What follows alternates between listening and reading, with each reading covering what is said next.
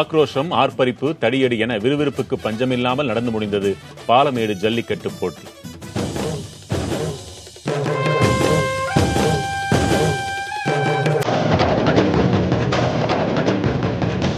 அலங்காநல்லூருக்கு அடுத்து மக்களிடையே மிகவும் பிரபலமானது பாலமேடு ஜல்லிக்கட்டு.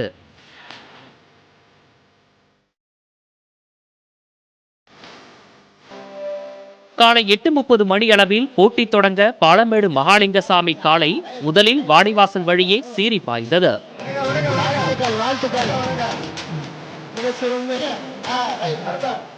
கோவில் காளையை தொடர்ந்து போட்டிக்கான காளைகள் ஒன்றன் பின் ஒன்றாக அவிழ்த்துவிடப்பட்டன.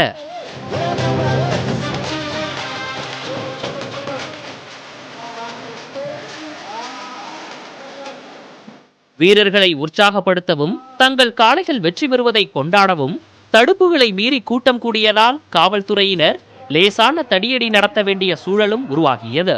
ஜல்லிக்கட்டு வீரர்களுக்கு அங்கீகாரம் வழங்கும் வகையில் அரசு பணிகளில் அவர்களுக்கு முன்னுரிமை அளிப்பதற்கு பரிசீலித்து வருவதாக கூறி மாடுபிடி வீரர்களை மகிழ்ச்சியில் ஆழ்த்தியுள்ளார் அமைச்சர் ஆர்.பி. உதயகுமார்.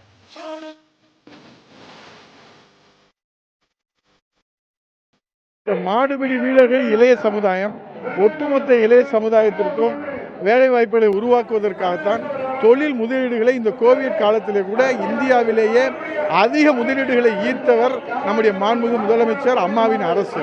ஆகவே வேலை வாய்ப்பிலே இவர்களுக்கு முன்னுரிமை வழங்குவதற்கான ஆய்வுகள் எல்லாம் தொடர்ந்து கருத்துக்கள் எல்லாம் பரிமாறப்பட்டு கொண்டிருக்கிறது. அது உரிய பரிசீலனைகளுக்கு பிறகு முதலமைச்சருடைய கவனத்திற்கு நாங்கள் தொடர்ந்து எடுத்து சென்று கொண்டிருக்கிறோம். அவர் வரலாற்றிலே முதல் முறையாகத்தான் நேற்றைய தினம் ராகுல் காந்தி ஜல்லிக்கட்டை பார்க்க வந்திருக்கிறார். அவர் வந்தது ஜல்லிக்கட்டை பார்ப்பதற்காக அல்ல, தேர்தலை முன்னிறுத்தி அவர்கள் வந்திருக்கின்றார்கள். அதே போன்றுதான் உதயநிதி ஸ்டாலின் அவர்களும் தேர்தலை முன்னிறுத்தி இன்றைக்கு அவர்கள் ஜல்லிக்கட்டை பார்க்க வந்திருக்கின்றார்கள்.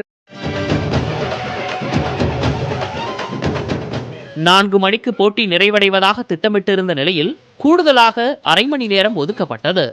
காளைகள் வரிசையில் இருக்க வீரர்களும் உற்சாகத்தில் கோரிக்கை விடுத்ததால் 3 முறை நேரம் நீட்டிக்கப்பட்டு மாலை 5 மணி வரை ஜல்லிக்கட்டு நடைபெற்றது.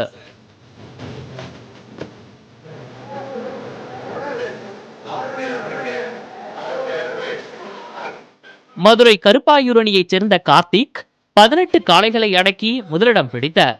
அவருக்கு பரிசாக காரும் கன்றுடன் காங்கேயம் பசுவும் பரிசாக வழங்கப்பட்டது.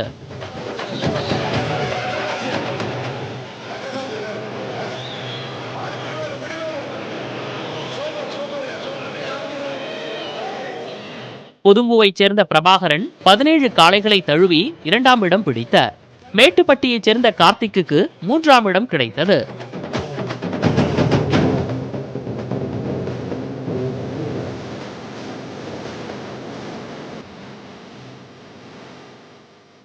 இதுவரைக்கும் மதுரையில் ஃபர்ஸ்ட் பிரைஸ் எடுத்தே இல்லை. மதுரை மாவட்டத்தில் செகண்டு தேர்டு எடுத்துருக்கோம்.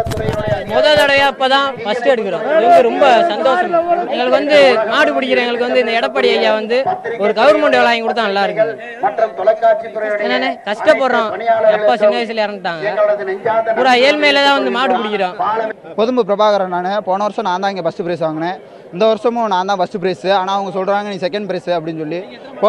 எத்தனை மாடுன்னு இது வரைய சொல்லனால, ஆனால் ஒவ்வொரு மாடு பிடிக்க போன வருஷம் ஒவ்வொரு மாடு பிடிக்கலையும் கவுண்டிங் பண்ணி சொல்லிகிட்டே இருந்தாங்க. இந்த வருஷம் நான் கூட இருக்க ஒட்டி அவங்க ஒவ்வொன்றும் கவுண்டிங் பண்ணி சொல்லவே இல்லை. ஆனால் இது உண்மையிலே சீட்டிங் பண்ணுறாங்க. போன வருஷம் அவன் கார் வாங்கிட்டேன், அந்த வருஷம் கார் வாங்கக்கூடாது அப்படின்னு ஒரே குறிக்கோளோட சொல்கிறாங்க. ஒவ்வொரு சுற்று முடிவுலையும் யார் யார் என்னென்ன பிடிச்சாங்கன்னு சொன்னாங்க. அதுபடி தான் நான் பிடிச்சிக்கிட்டே வந்தேன். அப்புறமா நான் ஒரு மாடு லீடிங், ரெண்டு மாடு லீடிங்கில் இருந்தேன். ஆனால் அவங்க என்ன சொல்கிறாங்க, நான் கேட்கல, என்ன சொன்னாங்க சமம் அப்படின்னு சொன்னாங்க. அதுக்கப்புறம் என்ன சொல்கிறாங்க, அதோட ஜல்லிக்கட்டு முடிஞ்சோடனே அவங்க சொல்கிறாங்க ஒரு மாடு அவன் தான் லீடிங்கு அப்படின்னு சொல்லி நீ செகண்ட் பிரைஸ் அறிவிக்கிறாங்க. 18 கோயம்புத்தூரில் ஃபஸ்ட்டு வாங்கினேன், 19 திருப்பூரில் ஃபஸ்ட்டு வாங்கினேன், 19 இங்கே இதே பாலமேட்டில் தேர்டு வாங்கினேன், அலானில் செகண்ட் வாங்கினேன், சத்திரப்பட்டியில் தேர்டு வாங்கினேன். நல்லா தான் இருக்குது, ஜாலியாக தான் இருக்குது. இன்னும் அடுத்தடுத்து மாடு பிடிப்போம். பாலமேடு யாதவா உறவின் முறை ஜெயராமனுக்கு சொந்தமான காளை களத்தில் 10 நிமிடங்கள் நின்று விளையாடி முதல் பரிசை தட்டிச் சென்றது.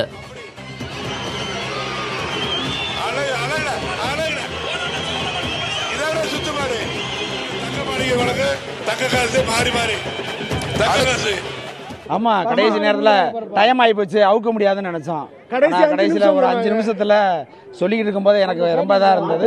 அப்புறம் சரி ரொம்ப சந்தோஷமா இருந்தது. முன்னேற்பாடாக காயமடைந்தவர்களுக்கு முதலுதவி அளிக்க, சிகிச்சை அளிக்க என 15 மருத்துவர்கள் தலைமையில் 150 பேர் கொண்ட குழு பாலமேட்டில் முகாமிட்டிருந்தது. அவசர உதவிக்கு 10 108 ஆம்புலன்ஸ்களும் 2 இருசக்கர வாகன ஆம்புலன்ஸ்களும் தயாராக வைக்கப்பட்டிருந்தன. உரிய முன்னேற்பாடுகளுடன் பாலமேடு ஜல்லிக்கட்டு போட்டி சிறப்பாக நடந்து முடிந்தது.